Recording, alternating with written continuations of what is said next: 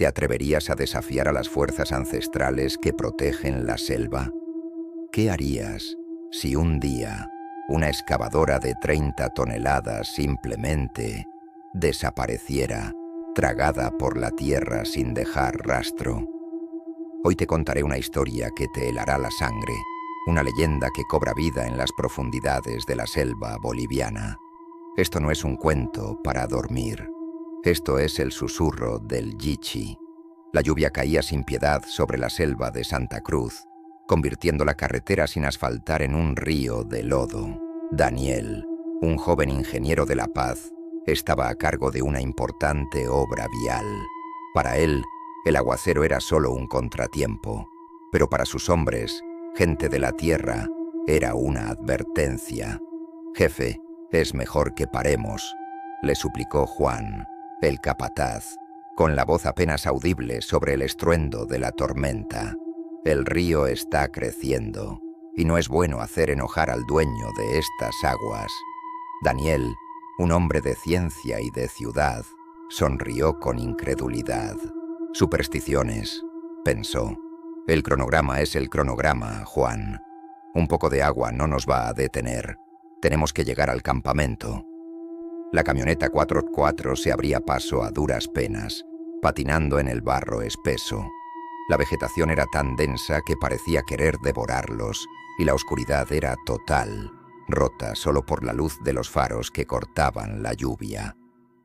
Avanzaban bordeando el río Piraí, que ahora rugía como una bestia furiosa, de un color chocolate espeso. Y fue entonces cuando lo vieron. Justo en el límite de la luz, una figura se materializó de la nada. Era un hombre bajo, vestido con un traje blanco impecable y un sombrero de sao que ocultaba su rostro. Lo más extraño es que estaba completamente seco, como si el diluvio no lo tocara. «¿Quién diablos es ese?», murmuró Daniel, frenando instintivamente. Juan se puso pálido como un fantasma. «No, patrón, siga, no se detenga, por favor, no lo mire a los ojos». Pero la advertencia llegó tarde. La figura giró la cabeza lentamente, y bajo el sombrero no había rostro, solo un vacío oscuro y profundo. Un frío antinatural recorrió la espalda de Daniel, un miedo primitivo que no pudo explicar.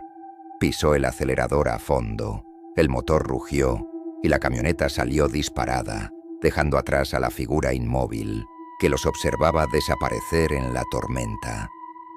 Al llegar al campamento, el ambiente era pesado. Los obreros se amontonaban alrededor de un generador, hablando en susurros. La noticia ya se había corrido. Habían visto al Yichi. Esa noche, Daniel no pudo dormir. Tuvo pesadillas horribles. Soñó que raíces gruesas se enroscaban en sus tobillos y lo arrastraban hacia la tierra. Y escuchó un susurro que parecía venir del río. Una voz seductora y amenazante que le decía: «Este no es tu lugar. Lo que mueves no te pertenece». Se despertó sobresaltado, bañado en sudor frío. La lluvia se había detenido, pero un silencio sepulcral envolvía la selva. No se oía ni un solo grillo, solo el martilleo de su propio corazón. Con la primera luz del alba, la pesadilla se convirtió en una realidad inexplicable. La excavadora principal, una máquina de acero de 30 toneladas, había desaparecido. Simplemente ya no estaba. No había huellas, ni rastros de arrastre, ni señales de un deslizamiento. Nada.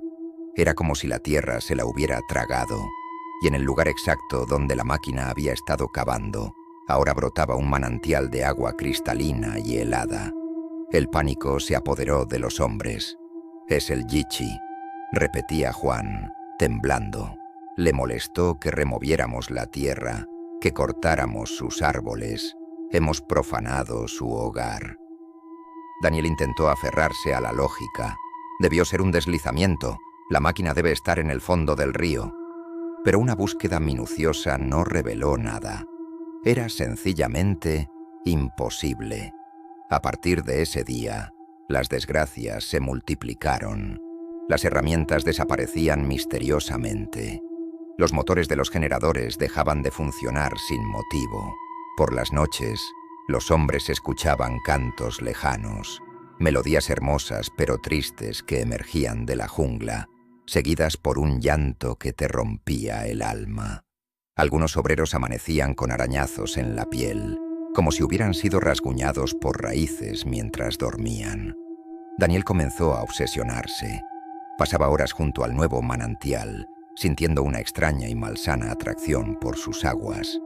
El susurro de su sueño ahora lo escuchaba incluso despierto. Ven, ven a mis aguas tranquilas. Una tarde, vio a Carlos, uno de sus mejores operarios, de pie a la orilla del río, con la mirada completamente perdida. «Carlos, ¿qué estás haciendo?», le gritó. El hombre se volteó. Sus ojos, antes llenos de vida, eran ahora pozos negros y vacíos, idénticos a los de la figura del camino. Sin decir una palabra, Carlos caminó hacia el río y se dejó llevar por la corriente. Su cuerpo nunca fue encontrado. Aquello fue la gota que derramó el vaso. Los obreros huyeron en estampida, abandonando todo. Solo Daniel y el fiel Juan quedaron en el campamento, rodeados por el silencio hostil de la selva. «Se lo llevó, jefe», dijo Juan con una resignación total. «El Yichi se lleva a los que le gustan y enloquece a los que lo desafían. Carlos era un hombre de buen corazón. A usted lo quiere tentar».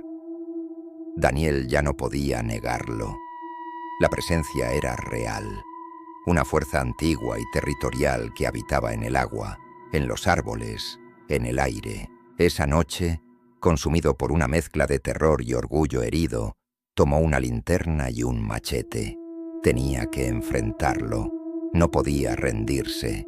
Siguió el canto hipnótico que lo había estado atormentando noches enteras.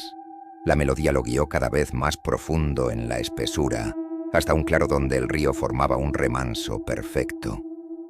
La luna llena se reflejaba en el agua como un ojo de plata. Y allí estaba. Sentado sobre una roca, con su traje blanco impecable, estaba el Yichi. Esta vez no llevaba sombrero.